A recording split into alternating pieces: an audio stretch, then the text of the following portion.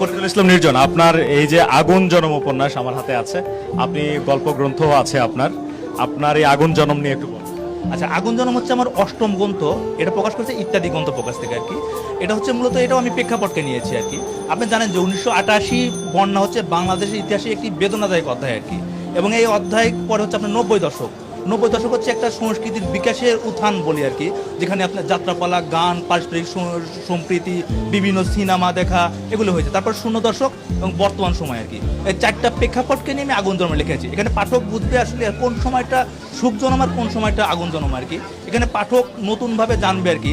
আমাদের সেই আমরা যদি ফিরে যাই সেই 21-এর কথা, বইয়ের মাধ্যমে তারা 21-কে জানান দিচ্ছে আমরা যেমন, তেমনিভাবে আমরা 88 বন্যার পাঠক ডুবে যাবে, 90 দশকে সংস্কৃতির মাধ্যমে হারিয়ে যাবে, 0 দশক এবং বর্তমান সময়কে তারা ভিতরে আত্মস্থ করবে আর কি। মানে সবকিছু একসঙ্গে আসলে এই বইটিতে এই যে 4টি দশকের যে ধাপ, সেটা আসলে একজন পাঠক খুব সানন্দেই আসলে বুঝতে পারবে। একটু প্রকাশকের সঙ্গেও কথা বলতে চাই।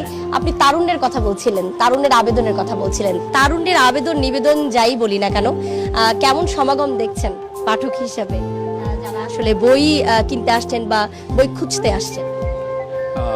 ধন্যবাদ। আমি আসলে শুরুতেই আমাদের ভাষা শহীদদেরকে স্মরণ করতে চাই। আমি গভীর শ্রদ্ধার সাথে তাদেরকে স্মরণ করছি। তার